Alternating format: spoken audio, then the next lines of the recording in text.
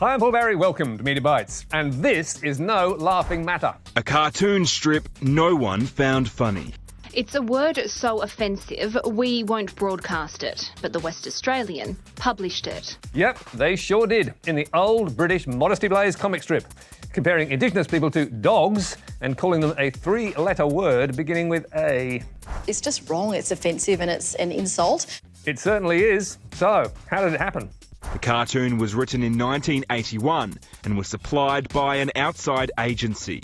And it seems nobody bothered to read it beforehand. But problem solved. The editor said sorry on the front page, then ran the cartoon out of town, declaring it will no longer have a place in the West. And thank God for that. But now to a new TV award. The Steaming Brown Logies. Yes, with the pandemic killing TV's Night of Nights, Triple M's Lawrence Mooney came up with his own golden gong.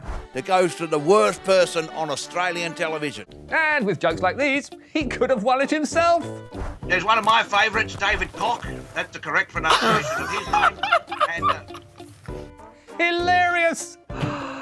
So when Lawrence appeared on morning TV in character, it was brave, or foolish, of Joe Hildebrand to ask...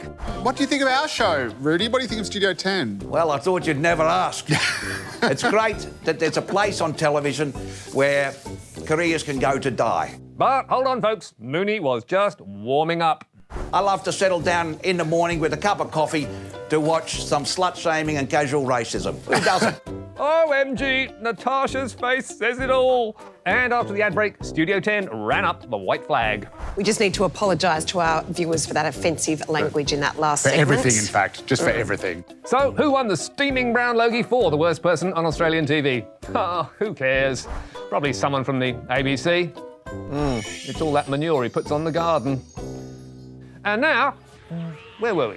We're on a knife edge at the moment. Yes, that's the phrase I was looking for. This is such a knife edge. Well, that's right. And he's not the only one who's noticed. There's a kind of knife edge, isn't there? There is. It's just incredible. We're on a knife edge. On a knife's edge. Knife's edge. Knife edge and knife edge. On a COVID knife edge. Knife edge. On a knife edge. Ooh.